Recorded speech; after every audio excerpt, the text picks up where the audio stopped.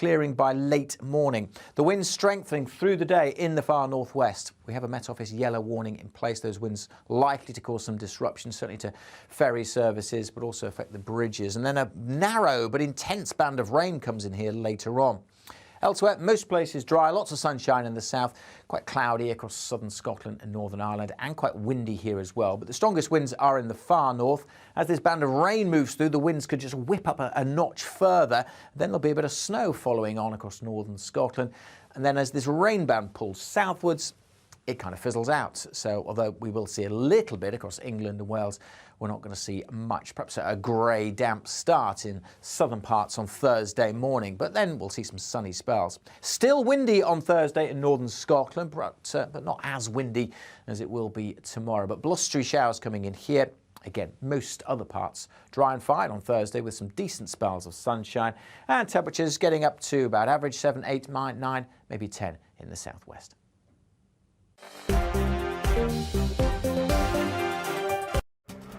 This year on GB News, we've got brand new members in the family. Join us. Across the entire United Kingdom, we cover the issues that matter to you.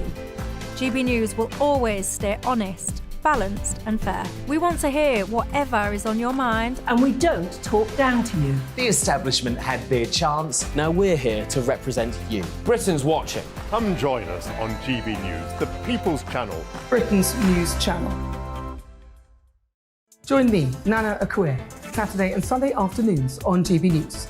Expect fiery debate and passionate discussion as me and my panel tackle some of the biggest topics hitting the headlines.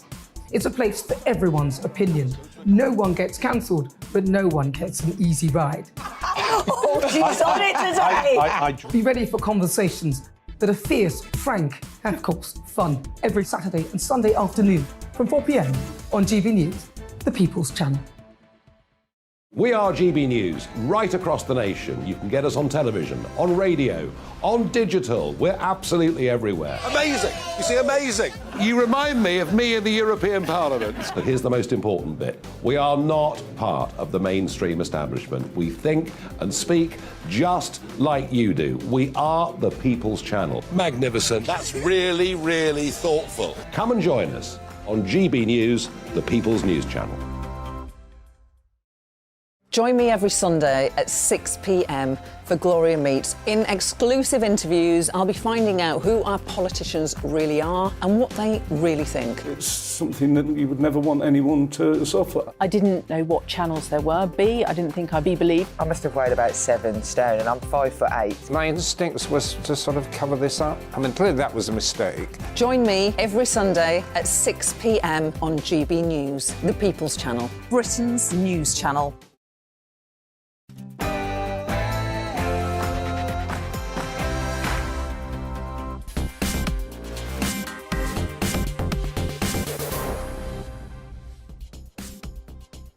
Tonight on Farage, a new post is created. Grant Shapps becomes the Minister for Energy Security and Net Zero. How on earth can you do both at the same time? A report from the beaches of northern France that'll make you question, why are we sending the French all that money? Central bank digital currencies, I warned you, they're coming. They'll be with us by 2030. And joining me on Talking Pints, former Commonwealth and British boxing champion Kevin Mitchell. But before all of that, let's get the news with Polly Middlehurst.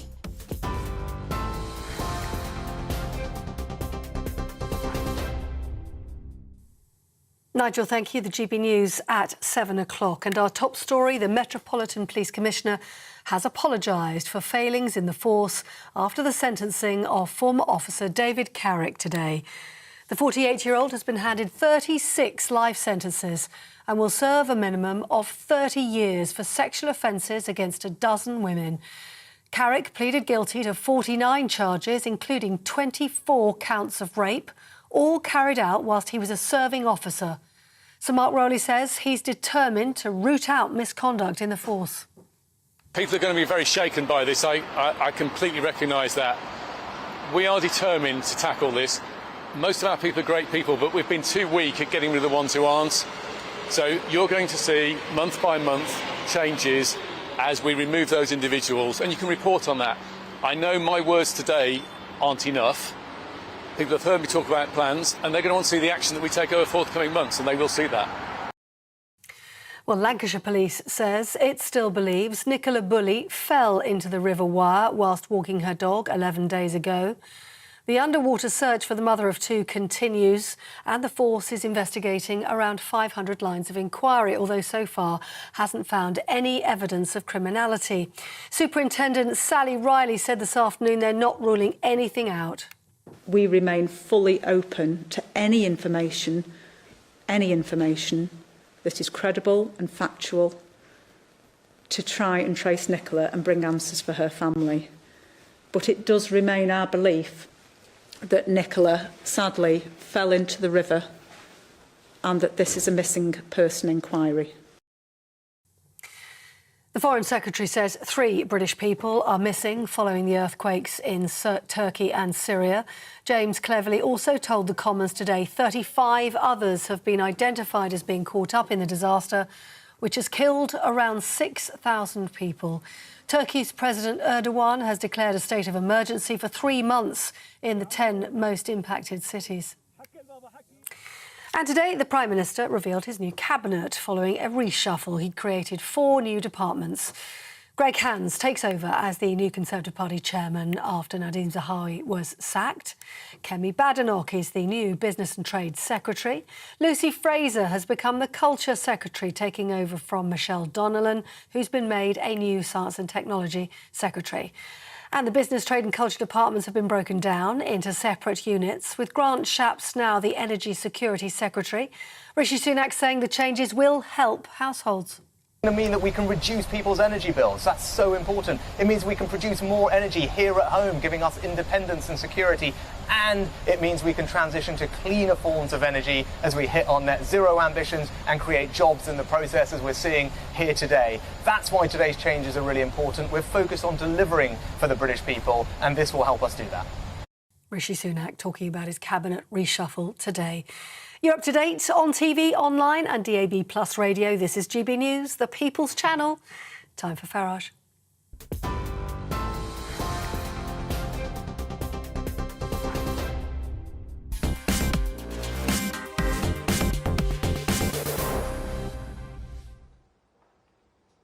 Good evening. Well, before we start on today's news in Westminster, just spare a thought for those poor people suffering in Turkey and Syria, people trapped in the rubble, cold temperatures, absolutely ghastly.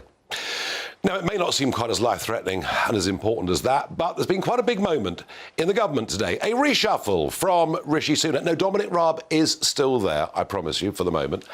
But a new ministry has been created and a new party chairman have been put in place. They're the 2 big takeouts, I think, from today.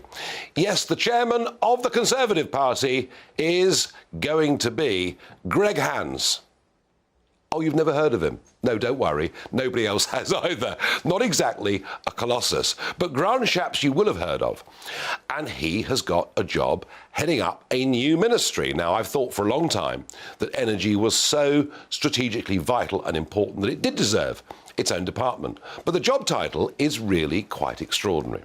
He's going to be the Minister for Energy Security and Net Zero.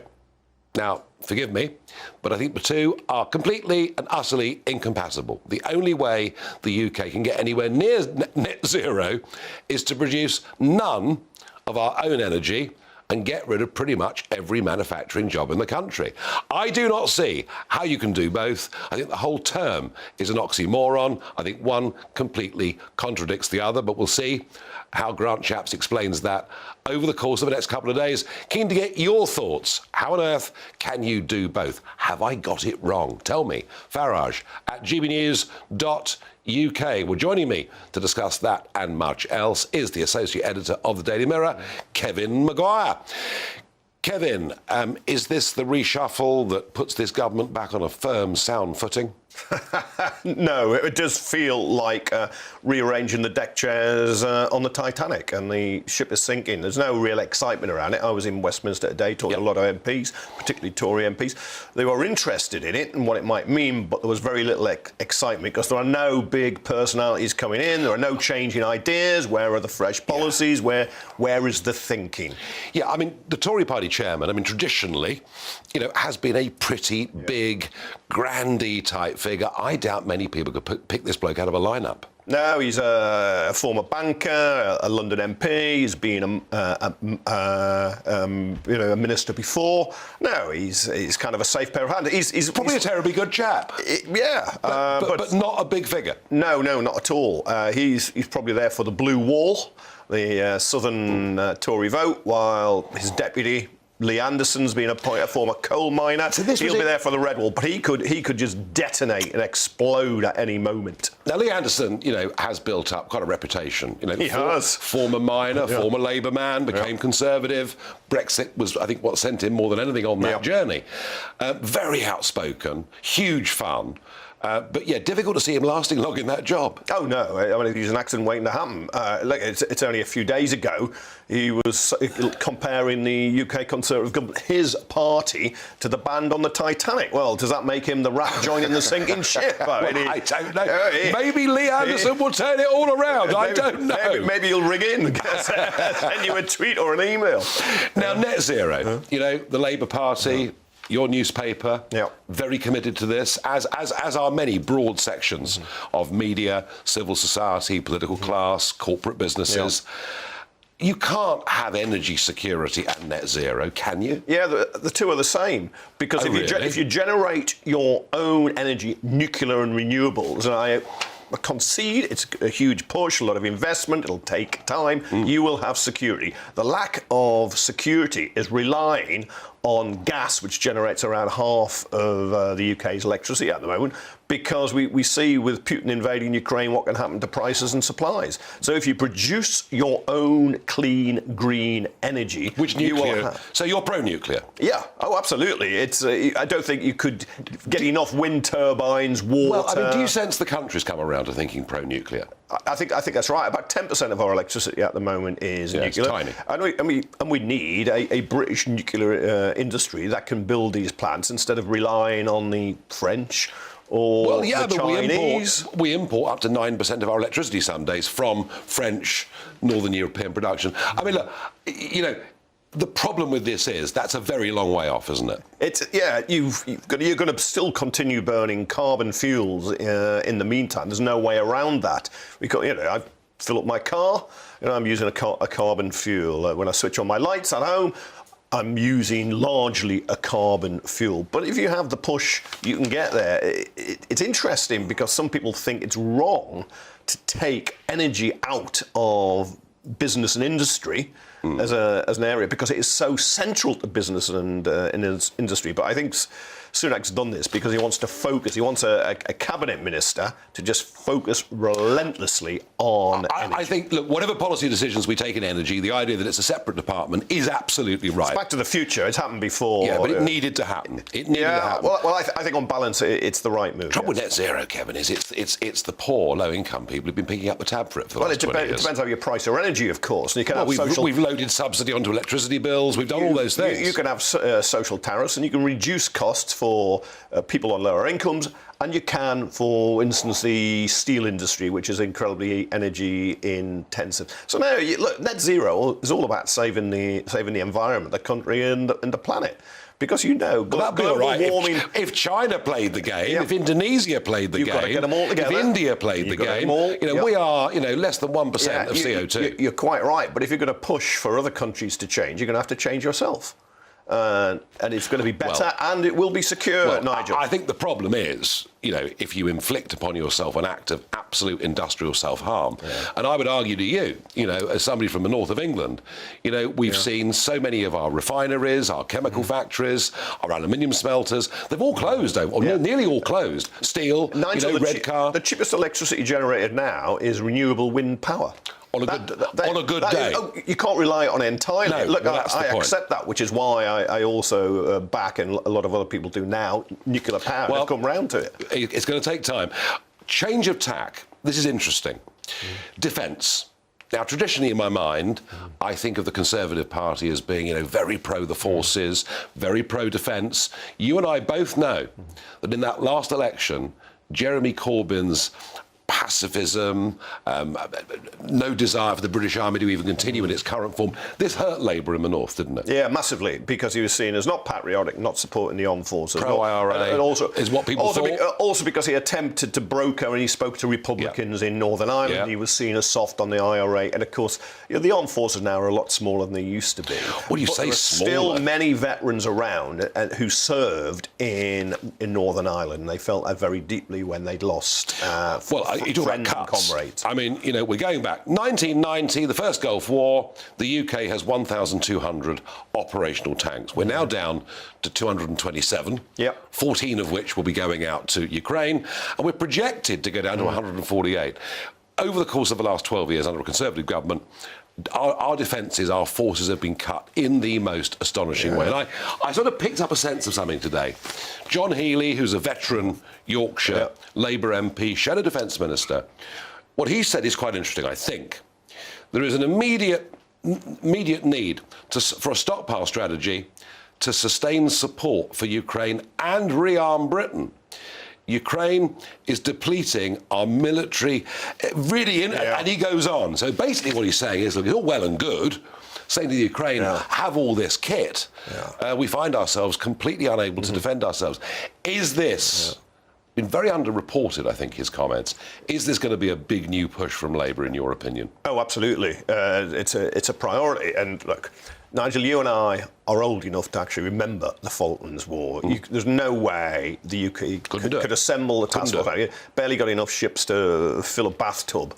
And Labour traditionally spent well on defence, on conventional weapons. Nuclear weapons, you go, Attlee gave Britain nuclear weapons, Labour Prime Minister. Harold Wilson extended them. Trident was approved by Blair and Brown. But the Corbyn era was a change. There's no doubt that was a change. It cost Labour. There's no way back for Corbyn. It cost them. No. Well, whenever Starmer is accused by Rishi Sunak of you were backing Corbyn, he can say he will never be a Labour MP again because he's not going to allow him. And yet Sunak can do nothing about Boris Johnson and Liz Truss, who are stalking him. So Starmer's taken action against... That's a separate story. Now, quick final thought. You and I diametrically opposed views on the European Union and Brexit, which we argued and played out many times. Just about kept it civil, I think. Interesting. Financial Times today, Gideon Rackman, very senior journalist, suggesting that the path is now open for the UK to rejoin. Is that what Labour will do to us? No, I think you can celebrate, and I'm cheesed off because I think Labour's now a Brexit party. Starmer and David Lammy, the Shadow Foreign Secretary, have made clear there'll be no re-entry into the customs union, no re-entry into the single market, no return of freedom of movement. I think they're wrong on all three. I tell you what, so you can raise a pint. I've got to try it. If they really mean it, sadly they do. Well, you've made my day. I know. Sadly they do, because look, they've said it so what? There is no way you could get anything through Parliament, either with the votes or with any legitimacy, if you make clear this side of a general election, you would not do that. I hope down the line, they never give up. They never, ever give up. No, but, well, quite right. You never did, so why should we? Touche, you got me on that one. Kevin Maguire, thank you. In a moment, we're going to give you a report from Sue Reed from the Daily Mail as to what she's seen on the northern French beaches. You're going to be asking yourself, why in God's name have we given the French £180 million to stop people crossing the Channel? I promise you, don't go away. Back with you in 2 minutes.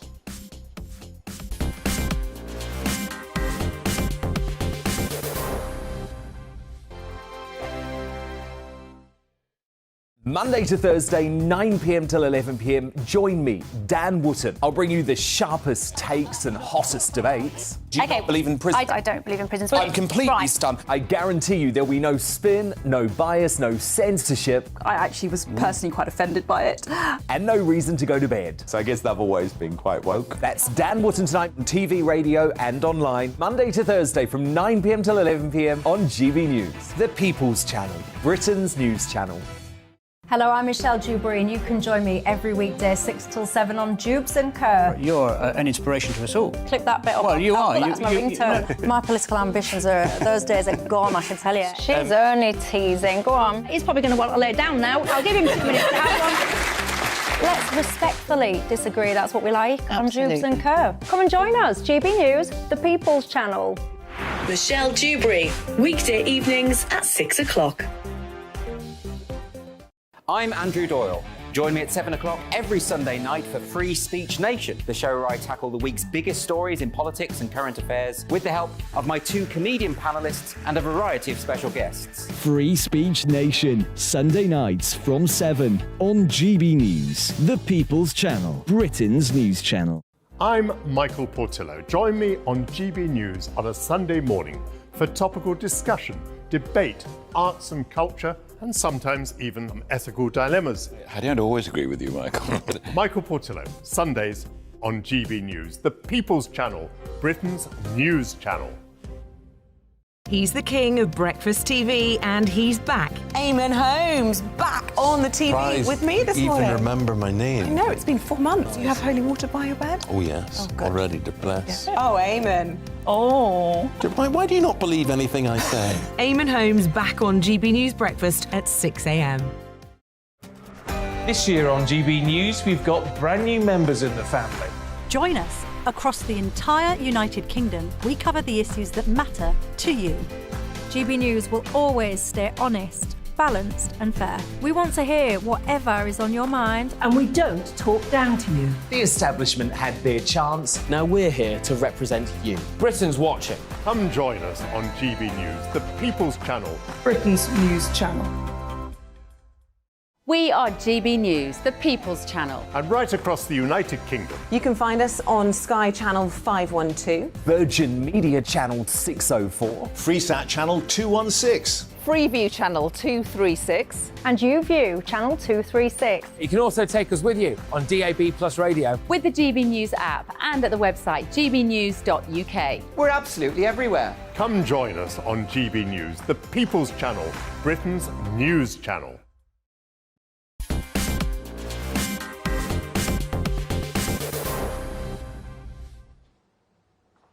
So, can grant Shapps both provide energy security and take us toward net zero? Some of your thoughts. One viewer says he can't do either. Well, that's a bit cynical, isn't it? Another said the hint is in the word zero.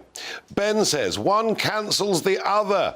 So actually, he's minister for nil-nil. Lots of scepticism about that, and, you know, whatever Kevin Maguire says about nuclear energy plugging the gap, that is at least a decade away, and we could face many crises.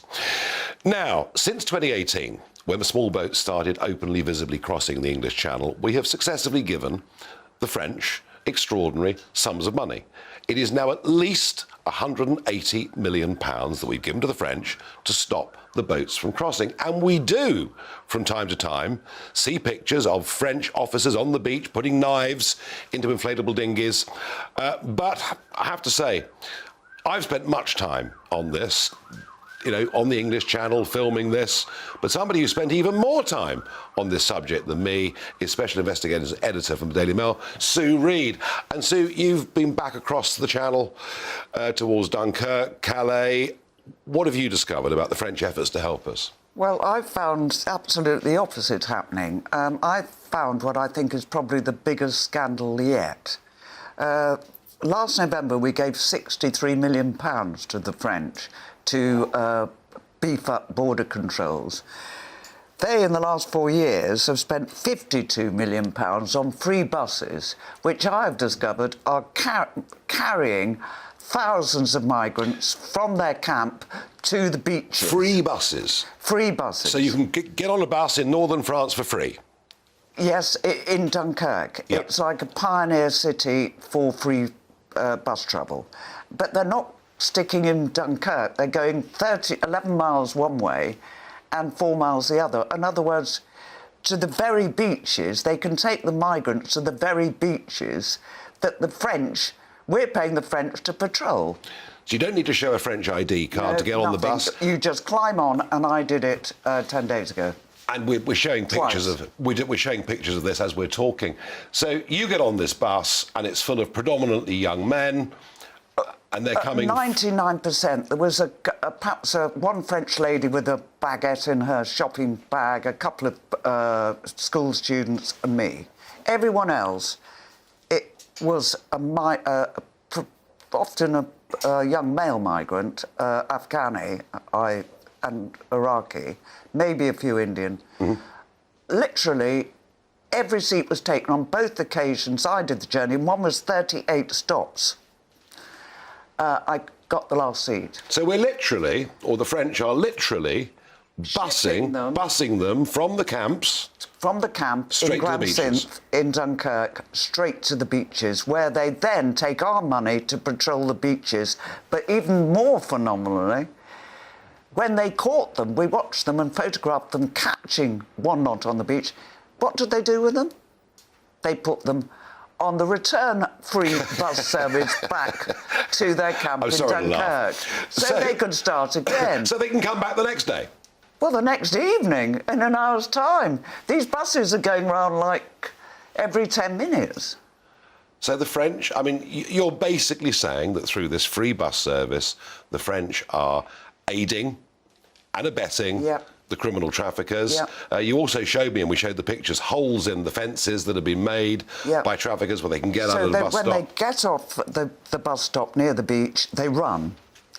And I followed them, and they went through a deliberately cut hole in a wire fence, over a railway line, through some forestry and straight to the beach. And those were the same people who we saw half an hour later collected up by the French, and on that occasion taken back in white vans. Extraordinary. Absolutely. Well, this should enrage people, I think, because we, as you say, we keep giving these tranches of 40, 50, 60 million pounds to the French, and it should not be subsidising free bus travel to the beaches. But I do think, honestly, 99% of the people we are seeing coming into Dover this week will have caught a bus from the Grand Synth camp to the beaches, a free bus. In other words, the French are ferrying them to the beaches where we then take our money to patrol the beaches. It's a farce. I mean, it's worse than that. I mean, it's... I better not use a very rude word, but it's certainly sticking out your tongue by the French to the British. So you and I have covered this story from the very beginning. We've spent as much time on it as almost anybody because we both realised the magnitude, I think, of what was going on. Yes. Rishi Sunak now realises that politically this is becoming a huge issue, especially to those 2019 former Labour, Brexit voters. You know, he's now promising that he's going to stop the boats. There'll be new legislation that may allow British judges to overrule rulings of the European Court of Human Rights. How do you see it? I see it all as a complete nonsense unless you stop this farce that's going on these French beaches, because none of them would get here. They would get here in trickles, but they're flash mobbing the buses. Nobody's taking any notice. They're actively encouraging it. And that is how they get into the beaches, to get to the boats. People say, let's stop the boats. Let's stop them coming from Turkey and being held in warehouses in Germany or the Netherlands and coming through. Well, let's stop the people. We can do our best to stop the people, but you and I both know some will still get through. Well, they will, because they can get on a train to the beaches, or they can get an individual taxi or whatever. But we're talking about 100 people on one bus. No, I get the point you're making. I get the point you're making. The ECHR has now cropped up as a debate. I always thought that it would. If we left ECHR, would it make deportations easier? I don't know how to... I don't know. I can't predict that. No. Well, we need to do something. We need to do something. I mean, obviously, if we didn't have the Court of Human Rights, if we had it out of the way, it stopped the Rwandan flight. I was in Rwanda when it was stopped. And you're right, it was an anonymous judge. We don't know who that person is. And my goodness, we've tried to find that person. But the Home Office will not tell us who it is. Final thought on this. We've seen the numbers go up every single year, 45,000 last year. Some people predicting could be 65,000 this year. Do you have any idea on the numbers? Well, the highest prediction is actually 85,000. Is it? 65,000 is a the Home Office sort of middle ground. Yeah. Yeah, it could be 85,000. Goodness me. Sue Reed. It all depends on the weather.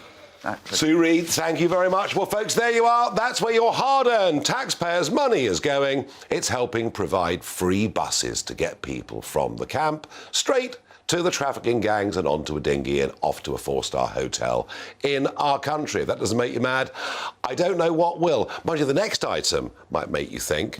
I've warned a couple of times over the last few months that Jeremy Hunt and the Bank of England are hell-bent on the introduction of central bank digital currencies. Well, this week, they've come clean. They intend for it to be operational by 2030. We'll discuss all of that in just a moment.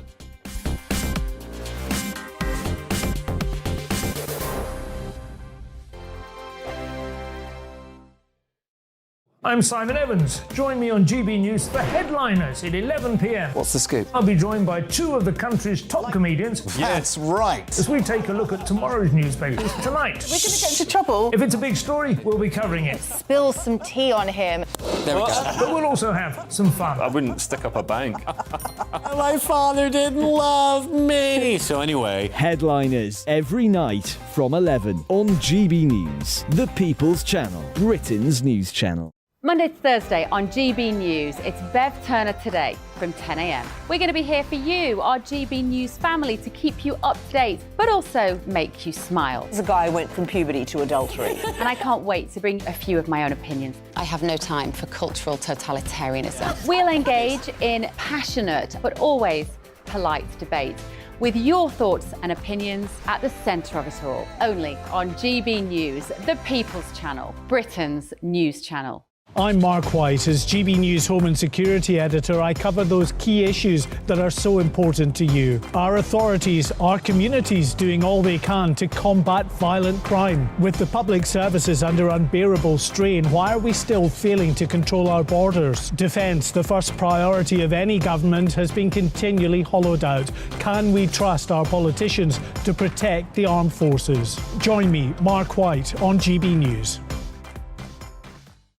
We are GB News, and we'd like to say thank you to each and every one of you for bringing us your conversations, for helping our great nation find its voice. We are here for you on radio, television, and online, across England, Scotland, Wales, and Northern Ireland. It's not the BBC, you actually get your facts right. We are proud to be GB News, the People's Channel, Britain's news channel.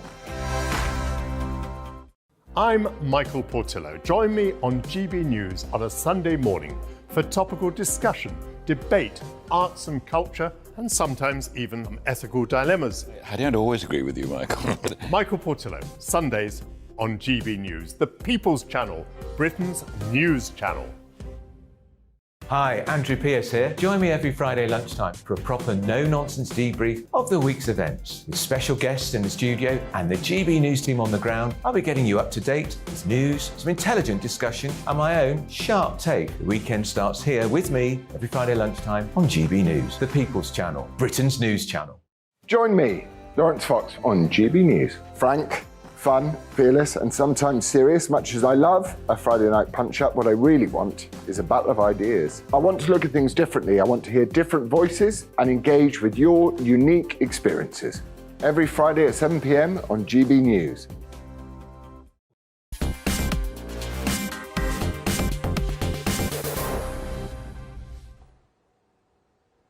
I told you it was coming. I said they'd go for central bank digital currencies, a cashless society, and the arguments for it are clear. It'll be quick, easy, cheap to transact. There'll be no problems at all, no loose change lying around. There'll be lots and lots of arguments for it. Well, this week, the Chancellor of the Exchequer and the Bank of England have said by 2030, Britcoin, a central bank digital currency, will be up and running. It will, to begin with, be limited in scope, but with huge ambitions for the years to come. I think this could pose some real threats. It actually gives government pretty much total control over our lives, because they can just press a button and close our bank accounts. No, they wouldn't do that now, would they? Well, think about it. Those Canadian truckers, They were legally and lawfully going about their business driving trucks, but legislation came in demanding that unless they'd been double vaxxed, they couldn't continue in their cabins doing long-distance lorry driving. And they protested, and in the end, their bank accounts were closed down by the Canadian government. Well, with the central bank digital currency, anyone that decides to stand up and fight against the government could be pressed down simply with the push of a button. That is my concern. What is it all going to mean? Well, joining me down the line is Leah Harpern. She's a podcaster, but also the author of Undressing Bitcoin, not Britcoin, Bitcoin. Leah, thank you and welcome for joining me this evening. Just explain central bank digital currencies. This isn't just the Bank of England considering this, is it? Exactly. Currently, more than 90% of central banks globally are all working on bringing out a central bank digital currency.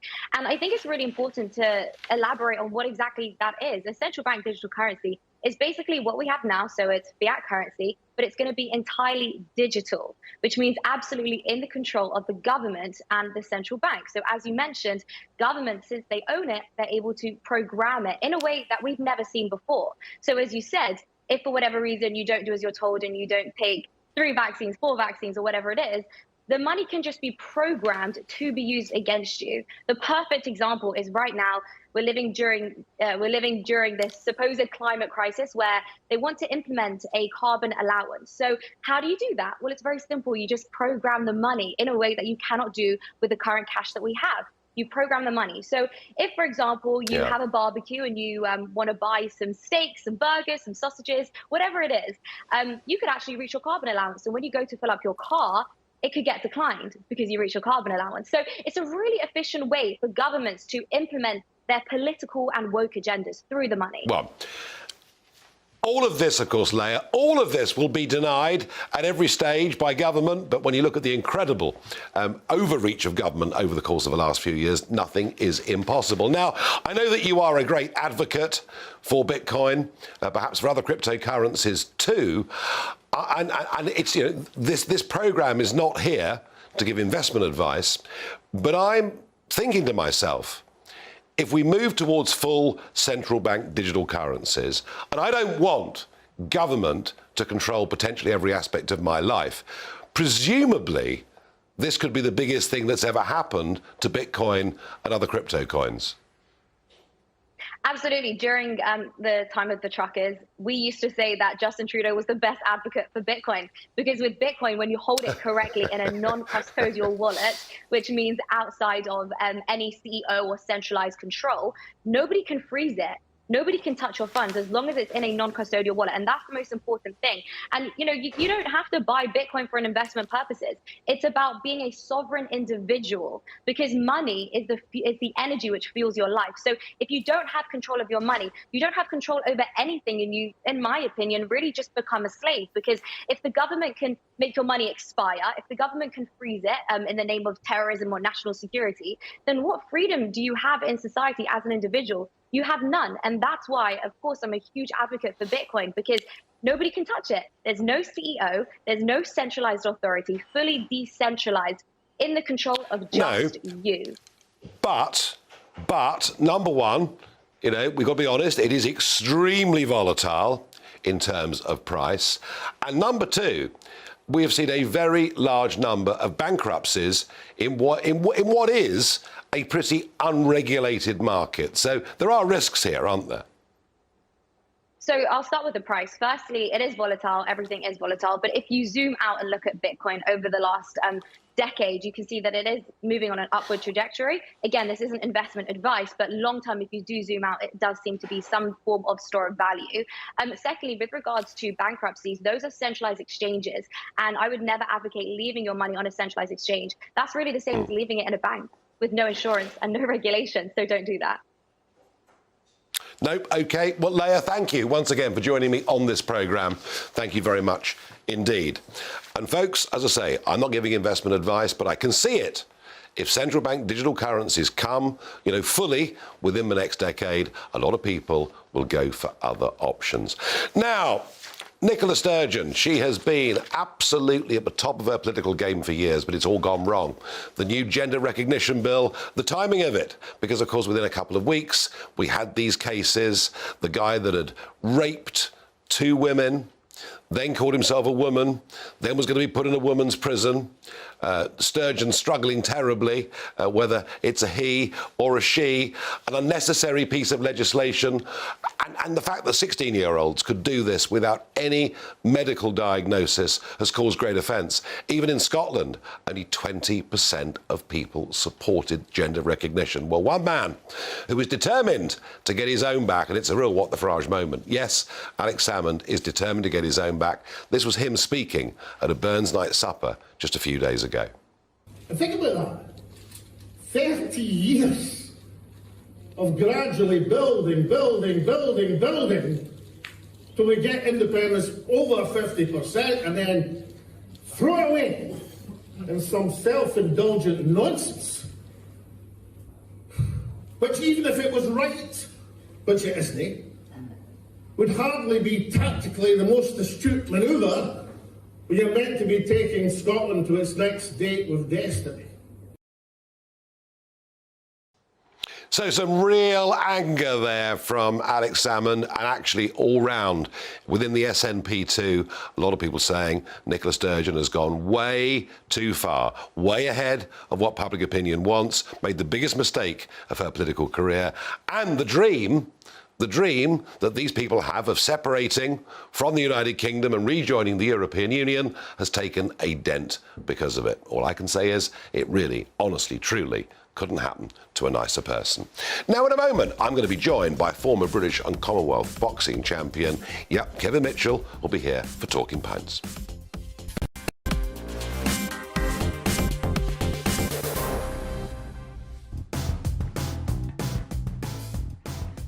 Coming up on Dan Wootton tonight, as her arch-rival Alex Salmond says the SNP's trans policy has thrown away the dream of Scottish independence, is Nicola Sturgeon finally losing grip on her premiership? After the Sussex's popularity plummets stateside, Meghan Markle's biographer Tom Bower examines the couple's worldwide drop in support. And as warped cover girl Shamima Begum attracts a growing media platform, former Major General Chip Chapman warns against turning the terrorist sympathiser into a celebrity. Join Dan 9 p.m. to 11 p.m. on GB News. Here on GB News Live, we'll be keeping you in the picture, finding out what's happening across the country and finding out why it matters to you. We'll have the facts fast with our team of reporters and specialist correspondents. Wherever it's happening, we'll be there from 12 noon on TV, radio and online. GB News, the People's Channel, Britain's news channel.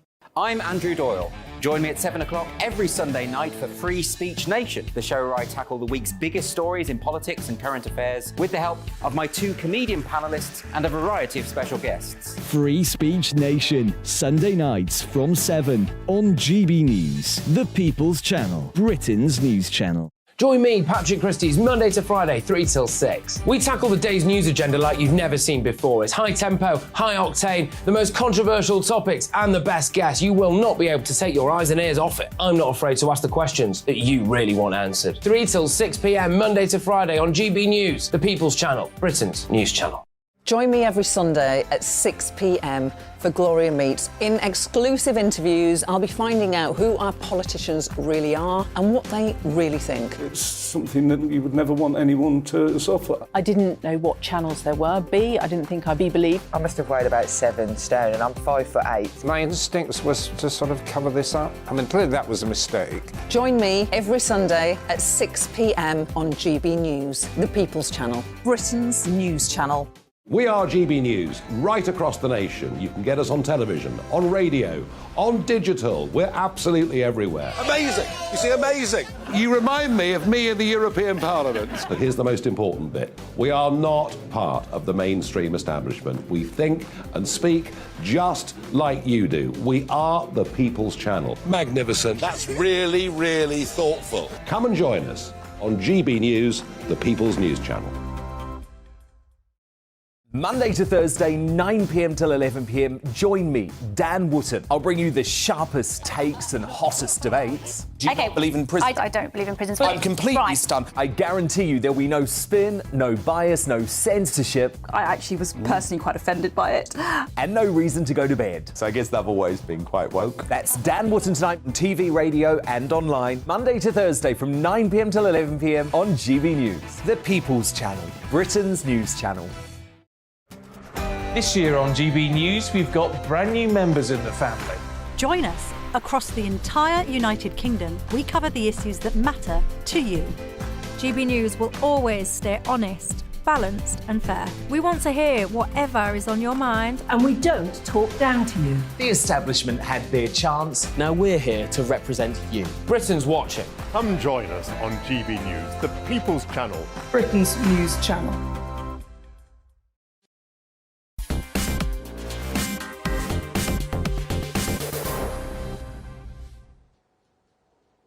Yep, it's that time of the day. It's time for Talking Pints, my favourite part of the day, no question about that. I'm joined by former boxer Kevin Mitchell. Kevin, welcome to the programme. Cheers. Now, you had what I think you describe yourself as a pretty rough, tough upbringing and teenage years. Yeah, I suppose. Being from Dagenham, so it was back then. It was quite a big cancer state, one of the biggest in Europe. So I'm told. It was good. Don't get me wrong. Growing up in the '90s was great. Not everybody. Nobody. Well, to be fair, back then nobody had no money. We all played out on the streets. We all played in parks, building tree houses. I didn't think it was that bad, really. People say it was rough, but for me, it was just what I knew, and I enjoyed it. I was lucky, to be fair, to have born in the '80s and grew up in the '90s, I believe, because that generation. Well, my generation of kids, I think they were the last ones to have had it good. Yeah, now they sit at home and play. Well, that's the thing, because like, I've got kids now. My oldest is 18, and you don't want them out on the streets anymore because it's too dangerous now. That's the truth, innit? So, but that's what I say. But growing up in the night, being in a van in the 90s as a kid, it was great times. I say it was rough and tough. Yeah, you go into your scraps over parks and things. You get clipped round here by your elderly, but that's to say it was back then. And boxing, why boxing? Well, basically, I played for a football club called Jay's Boys Club, and well, my friends grew up and we all played, and I used to fight on the pitch. Probably I was ADHD, probably, but it wasn't like that back. Nobody was diagnosed anything. Yeah, fighting on the pitch, not a good idea. No, it wasn't that. I was getting sick off, so they put me into a gym, and I started boxing. And it turned out I was very good at it. I was just, I went from there. I was in Hornchurch in Elm Park as a 10-year-old kid. Then went to Dagenham Boxing Club. Then went to the West Ham's Boy Club, and I just went through, and I won everything. I was lucky, yeah. And West Ham, not just being where you box, but being your football team as well. Yeah, being my football team, obviously being from Dagenham area. My dad was a West Ham supporter. All my mates were West Ham. Yeah. We had a couple of Spurs supporters, but not many. And what, Kevin? You're an amateur boxer. You're a good amateur boxer. You're doing well. The decision to go professional, is that a bit? That's a big decision, isn't it? Yeah. So I was 18 years of age, and I remember my first time in the national press was the Sun paper, and it said Kevin Mitchell was too young to be fighting in the senior ABAs. He's the youngest candidate, basically, because I was 18. I was fighting men, and at the time I was working for Tony Burns, but he was the boss of the Repton Boxing Club. I was with Mickey May. He was the boss of the West Ham, so there were rivalries. I was working for the boss of Repton, but I boxed two Repton boys in one night. I knocked two boys, they were men. I knocked them both out in the hour. I KO'd them both, and then a week later I KO'd someone else. A week later I KO'd another man. I went on like a knocking spree, so I started making a big noise in the amateur scene, and a lot of promoters were looking into me because I was a young kid knocking men out. Yeah. And after I won the senior ABAs at 18, I decided then, like, I wanted to be like my idols, which was like Nigel Benn, Frank Bruno, Prince Azim Hamad, people I looked up to, do you know what I mean? So I went in and turned professional, and I went from there, yeah.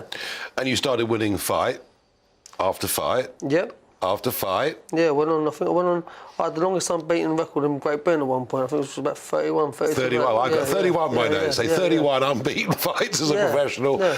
And you go on and you get the Commonwealth. British, Commonwealth, I won the titles. I got one fight of the year when I was 22.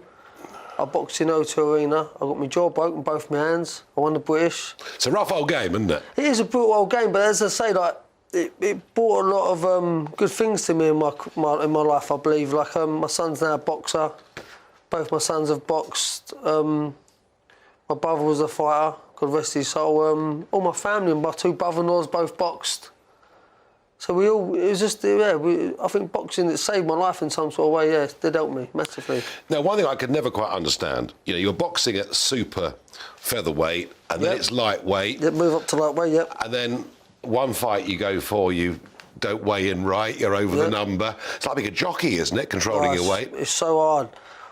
To the day I retired was a day I found like a new lease of life, because all your life is always about, like my son now, he fights Friday, Saturday and Sunday in the national championships up in Birmingham. So right now, as we speak, he's at home, he's done his run, and you're weighing yourself, like every time you eat, you weigh yourself. But your life's all about your weight and that, and until the day I retired, I thought, not weighing myself. And the gaps between those weights are very small, aren't they? And also, if you don't make the weight, literally, you've got no choice, you're out, you're finished. You're at the championship, so if it's a pro boxing match and it's a title fight, there's a massive fine that comes in and you can't fight for the title. So, you've got to be on point. And it's very, you've got to be very, very on point. You can't mess about, and it teaches you how to be like regimental and make sure you're on point.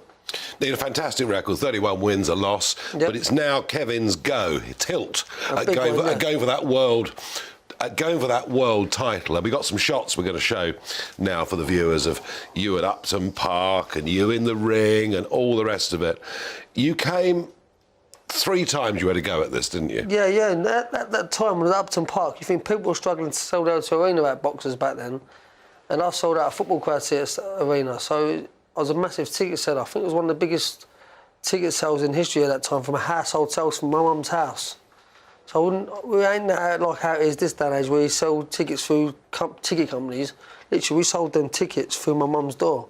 Sure, yeah. That's how it done. And where was your fan base? Was it a London base? Basically, I think the whole of the country supported me, but I think I was based in the East End of London. Like my fan base was East End of London, but I was supported by the whole of England, really, by boxing fans from all over the world. But my fan base was West Ham, and they backed me through thick and thin. And they buy the tickets, and they come buy along. Tickets, they come along. I'd throw on big parties after I put on. I'd lay on like 400 or 500 roast dinners for everyone after, in the morning after. So to the people, the fans that come to support me every year, every fight, I'd lay big dinners on for everyone and things. Yeah, it was really. I was lucky to have lived in that time, because I think it's all changed now. It's all gone like ticket sales now through ticket companies. It's all changed now. And you have these tilts at the world title. On the big stage, yeah. On the big stage, and you get so close. In fact, in one of the fights, Eddie Hearn said Kevin was 10 seconds away. Yeah, I was winning. He was one of the best pound-for-pound fighters in the world. Jorge Linares. He's a WBC Hall of Famer. He's a nice man. I've been lucky enough to have a few beers with him as well after the fight. Yeah. And I don't know what it was. There was something in me. I matured at a certain age. I think I matured later in my 20s, like mentally and physically. I was a lot more. I knew what I wanted when I was in my late 20s, and I thought, I want Jorge Linares. And then Eddie was like, "You sure? He's a good fighter." I said, "Oh, Ed, just get me this fight, and I can beat him." But it works out I was winning the fight, and if they'd have stopped me in the corner on cuts, instead of stopping me, waving me off. Well, we got some pictures of that fight, which we're now going to play, but you and I will go on talking. Yeah. So you got cut. And I battled through it, and I was winning the fight. I was 4 rounds up until they stopped the fight, and I was winning. And that's just the way the job goes. But I believe. How gutted were you to get that close to being a world champion? So gutted, so gutted. But I believe things happen for a reason. Like, I'm now coaching and looking after kids, and I don't believe if I'd have won that world title, where would I be now? So I think things happen for a reason. I'm now looking after a lot of young fighters, and you'll see a lot of good fighters coming through that I'll be doing the corners for. Looking after them, so there's reasons. I think things happen for a reason. Okay, that's very philosophical. Yeah, I believe in that. I really am a believer of that. So what have you got? Is it youngsters that you're bringing through, or more mature fighters? I've got youngsters. I've got young men coming through. I've got a young girl coming through who's a top prospect with Eddie Hearn. I've got a young fighter in Joe Lidder coming through with Eddie Hearn. I've got Jimmy Sains who's on the GB squad. He's coming through soon. I've got my son Conor Mitchell coming through. I've got Freddie Pullen coming through. I've got a load of little fighters coming through which will be the way forward. Now, to be a good fighter, to be a top athlete as you were, you've got to be fit. Yep. You've got to train. Dedication. Dedication. Sacrifice. But there were times, Kevin, when you did break the rules a little bit with your, social life. I read a report. Now, it may not... By the way, we're not glorifying this. No. But I read a report that you spent 180 grand on booze in 9 months. Yeah. It's not possible, is it? No, it was. It was basically just a time when my life fell to pieces. And basically back then we all used to go out drinking, like me, Ricky and Kawasaki. We used to booze heavy, but basically I lost the world title fight at Upton Park, and that was my dream. That was my dream that night. I split up with my family, I just went on a bit of a rampage. Lived all over London. I did it my way and woke up bankrupt, and I give my last £1,000 to an homeless person in Romford train station. God's honest truth, yeah, it was an army boy, it was an ex-army boy.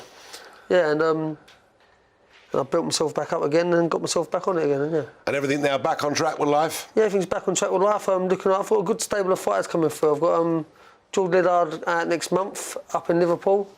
So yeah, I'm really happy with where I am at the minute. Yeah, I'm doing very well. Good for you, thank you. Thank you very much.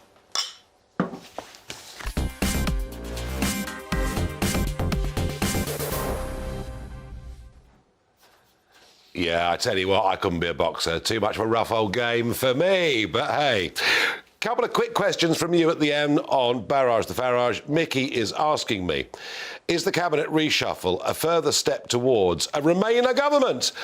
Mickey, it was interesting to see that in the House of Lords today, Joe Johnson, Boris Johnson's brother, he's been promoted to a position. He was a devout Remainer.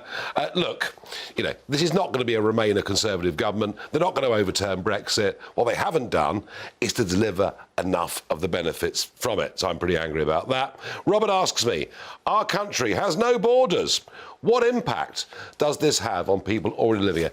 Look, whenever you talk about this, you get slagged off. It's wrong, it's xenophobic, it's racist. The fact is, the British population has increased by about 8 million since the year 2000. Now, for many of those that have come from Europe and the rest of the world, it's been great for them. But you want GP appointments, you want your kids to get houses, you want to try and travel on our motorways. It has, a massive population increase has diminished the quality of life for many of us. And, I'm all for sensible, controlled immigration. But nobody voted for our population to explode by millions. There was no consent for it. And that's a lot of the reason people did vote Brexit. And I've got time for one more. I'm asked here by Bob, do you favour students going for degrees or apprenticeships? Look, I'll be honest with you. I think we've sent far too many people to university over the course of the last 20 years. They've come out with great big debts, 6% interest rates, often not bettering themselves in the workplace. Uni, for academic people, is dead right. For many other people, learning a trade or a skill, you'd have no debt, and a lot of them earn very, very good money indeed. We should not look down our nose at trades and skills. Right, that is it from me. I'll be back here with you tomorrow evening at 7 o'clock in this very studio. But for now, I'm going to hand you over to Patrick Christys. Show for you tonight, ladies and gentlemen. The ITV decided they wanted to rehabilitate Matt Hancock. The BBC have put their money behind Shamima Begum, it would seem, wouldn't it? Why on earth are they trying to rehabilitate her? Also, it's turned out that we may well actually be giving money to anti-extremist groups, and they in turn are giving money to Islamists. Yeah, you couldn't make it up. Now I see weather. Good evening. It'll be getting windy through Wednesday across the northern half of the UK at least. We have a Met Office warning in the far northwest. Further south, light winds tonight means fog and frost. They'll steadily clear to reveal plenty of sunshine by the afternoon under the influence of high pressure. But further north, an approaching weather front squeezing the isobars together. So the winds picking up through the night across the far northwest and getting stronger by Wednesday morning. Further south, though, the winds are light, the frost is returning and the fog is thickening up as well. Quite gloopy conditions in places by Wednesday morning. That fog will be around through the morning rush hour as well. And we